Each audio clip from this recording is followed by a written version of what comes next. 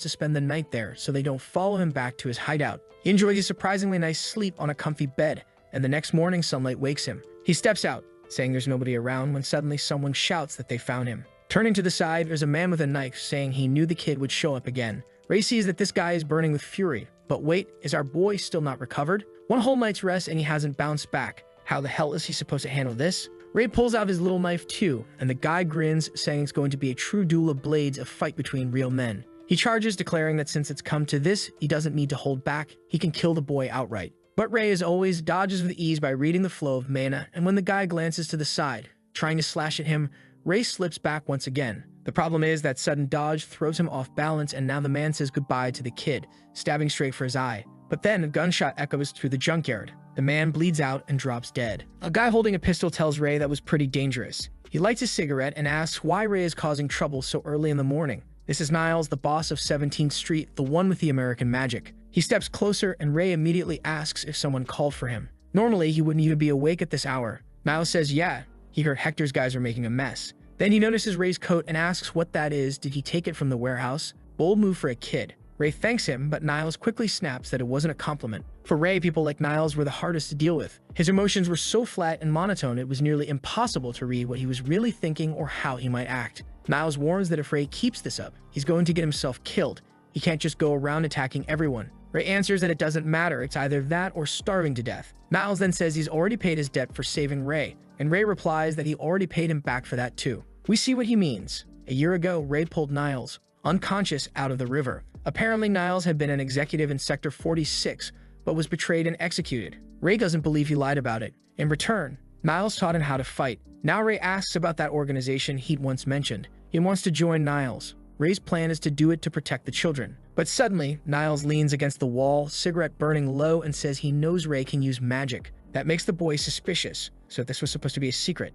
Niles figures it all makes sense now, while Ray himself wants to know more about magic. He really doesn't understand how it works. Niles explains that what he knows comes from a mage in his old organization. The guy used to say mana is in the air and you focus it to use power, but very few people can even sense it. Ray asks if the mage ever said anything about colors of mana, but Niles says no. He couldn't see it. To him, it was more like a feeling. That's when Ray realizes he's the only one who can actually see mana in the air. Niles suddenly steps in close, asking if Ray's looking to get hit. He swings, but the boy dodges again. A little later, Niles stands calmly at his side, waiting for his answer. Ray still wants in, but Niles just says no. Ray doesn't understand, but it seems Niles doesn't want the kids stuck in this place, because the closer you move toward the lower-numbered sectors, the better life gets. To him, it'd be a waste for a child like Ray to stay here, making allies and growing stronger in such a dump. Niles tells him to leave Sector 50. If he wants, he can get him a car. But Ray refuses. He's taking care of the kids here. Niles then says not to worry, he was planning to start an orphanage anyway to take care of troublemakers like Ray around this place. Once more, Ray tries to read his emotions, but they're so faint it's impossible to tell if he's lying or not. Still, at least Niles was someone who always kept his word. Then the protagonist mentions it looked like Hector was preparing for war. He'd seen countless trucks full of weapons rolling into the sector. Niles says he already knows. In these parts, using weapons of any kind is basically a declaration of war. And the worst part is, Niles' crew is one of the few that charges a low tax. Which means if others take over, survival's going to get a lot harder for everyone. Niles tells our protagonist to stop thinking of him as some old gang boss, but the boy shoots back that he definitely is. Niles swings a punch, but Ray dodges. At that exact moment, a car pulls up and someone inside tells the boss they need to go. Sliding into the car, Niles warns Ray that this place is about to turn into a war zone, so he better hide. He tosses something his way, and when Ray looks, it seems to be some kind of medicine. Ray just mutters for him to clean out his ears. The car drives off, leaving Ray standing there, not really understanding much.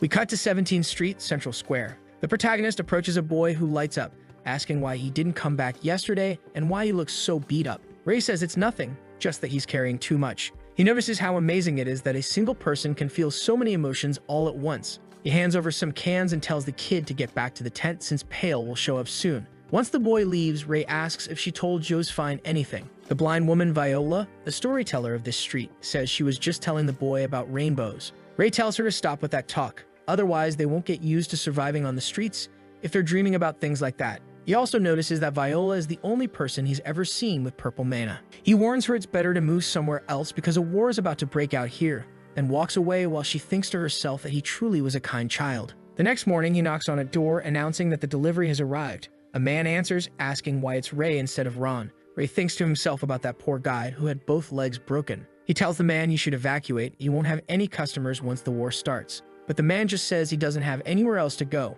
The shop is all he's got. Besides, maybe the war won't even happen. Ray asks why. The man explains that Niles and Hector are having a little chat right now. Just then, the door opens and members of Hector's gang walk out. The man with the scar on his face is Hector himself. Spotting the kid, he immediately wants to know why there's a child working there. He compliments the boy's hard work, saying that's how you survive in this world. He tosses a few coins into Ray's hand and tells him to buy something to get by. With that, he waves goodbye and moves on with his crew. But the bald guy nearly notices the wound on Ray's ear, which he quickly hides under his hood. Obviously, it's the same guy from the fight earlier, right? Can't let him figure it out. Since it's dark, the man struggles to recognize him and Hector calls for him to hurry up, so they leave. But Ray is certain the man recognized him, so why didn't he say anything? Then the shopkeeper bolts inside and asks Niles what happened. Niles answers that the negotiations failed. War was coming. The man asks why, and Niles says he couldn't accept their offer of absorbing his organization. That was the worst possible choice. He only warns Ray not to leave his hideout in the meantime. And with that white hair and those huge pale eyes, how has no one recognized him? He knows that once the war breaks out, he won't have the freedom to move around. He needs to stockpile enough food before it starts. That's when Humphrey's car suddenly passes in front of him. He had never seen a car like that in Sector 50, which was suspicious as hell. He decides to investigate, following the men as they bow and greet someone. Hector steps out, opens a door, and welcomes the mage. Ray has no clue who this man is, but he carries an overwhelming amount of deep blue mana, the very same color he's seen in the golems when they move. But this guy, strangely, had several kinds of rings surrounding his mana vessel. And around those rings, there was another type of mana that seemed to be blocking the flow from escaping the center. Ray knew that man was dangerous, and he needed to tell Niles about it. War was brewing. Supplies were piling up. Right then, the protagonist shows up and calls for Niles, startling the man who wonders how this kid appeared out of nowhere. He tells Ray to disappear. His boss is preparing for war and things are about to get dangerous. Ray just says to pass along a message. Be careful with the guy with the monocle. He can't mention mana, of course. He doesn't want to expose his own talents, because that would put him in danger too.